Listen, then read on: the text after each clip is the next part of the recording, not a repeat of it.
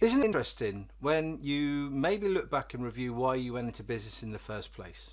Freedom of choice, be my own boss.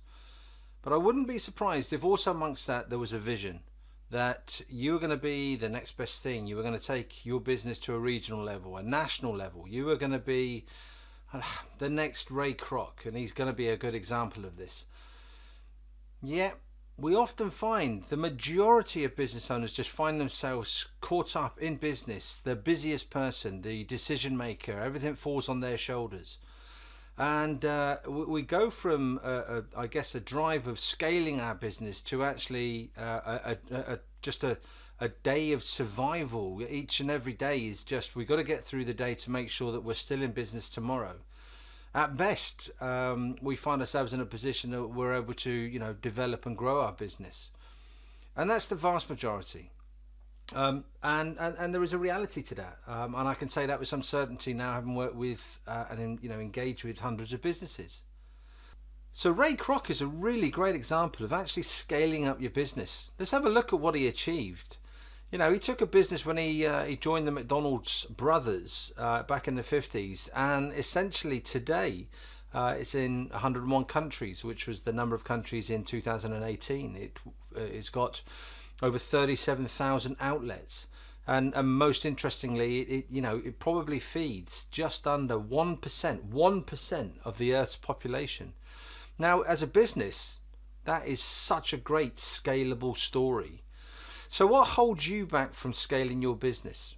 And what I want to share with you are what I would term as the 4 areas, almost the ingredients for scaling your business, the 4 areas of focus, which will take you from not just growing your business, but actually taking your business to the next level.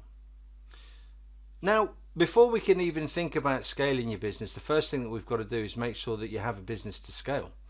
That you've got something that is what we would term in our action community is a commercial profitable enterprise. And here's the interesting part: that works without you, the business owner. Now, the interesting point on this one is, and please share your comments on this piece on this article. But how many of you out there term yourself as a business owner? Because to become a true bona fide business owner, not just the registered director at Companies House, you actually need, if you imagine your organizational chart and you look at the top of it, it's got the managing director. Whose name is in there? Because it really shouldn't be yours. To be a true business owner, you draw a line above the top of your organizational chart and you sit outside of it. And that's really the initial aspiration of getting your business to a point where it becomes scalable. You have a commercial, profitable enterprise that works without you. You've got your management team in there running your business. And from there, what it allows you to do is to sit back, determine that we have a system, and a system that works, and we have the ability now to scale that system, to scale that business, to replicate it. That's where it gets really, really exciting.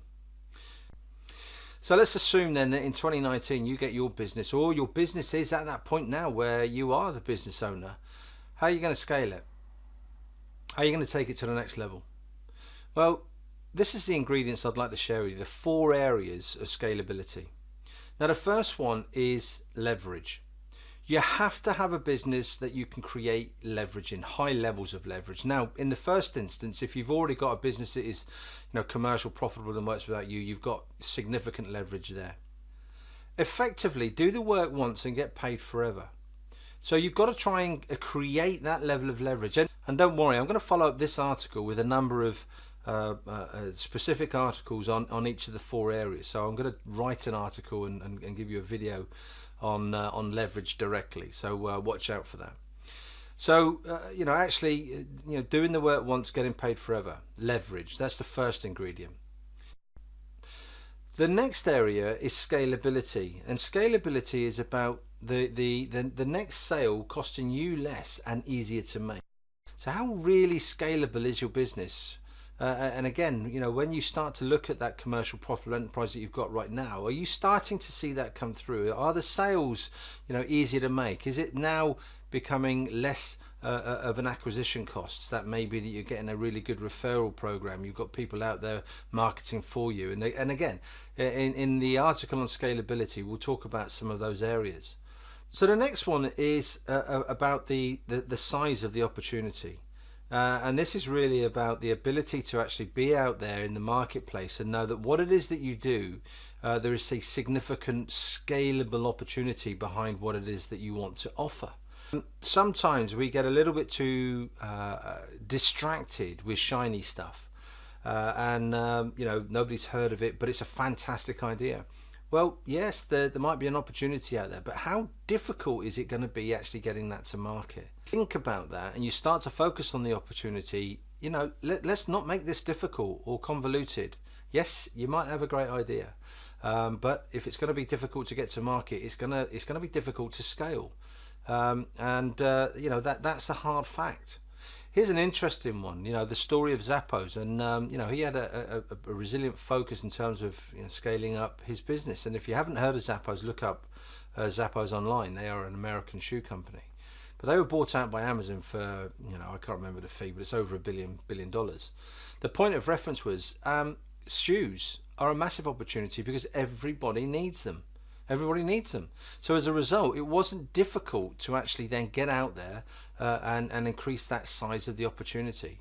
And through some focused areas of value opportunity for his prospects, he was able to really scale a business that sells shoes. Think about that. So the fourth ingredient is marketability. How marketable is your product or service? Does it sell itself? And again, this links nicely into the opportunity side of life. But if you can imagine for a moment that you've got a product, a service that actually has the ability to sell itself because of the opportunity size, marketing is going to be so much easier. And actually, it's then it fits in nicely with the ability to scale it. Fits in nicely with the ability to leverage it across the growth and increase in business. So there are your four areas that I am going to touch on. So watch out for the follow-up articles where we're going to dive into leverage. We're going to have a look at scalability. We will look at opportunity, and I'll talk through marketability. Don't hold back. Don't hold back. If you want to take your business to the next level, focus primarily on getting this business right, whatever it is. Create a commercial profitable enterprise that works without you. And that moment that you feel that you're able to then step away from that business, then start to think about scalability. Start to think about scaling up your business, and don't hold back. Make the goal, a times 30, a times 40 growth in terms of what it is you want to do. There is a reason why so few businesses make this, and that is because they don't go after it. My name's Steve Gaskell. I'm the Challenge Coach, and I hope that what I've shared with you today has maybe offered you some insight and given you a little bit of a moment's reflection on where you can take your business to. I look forward to catching up next time. Thanks a lot.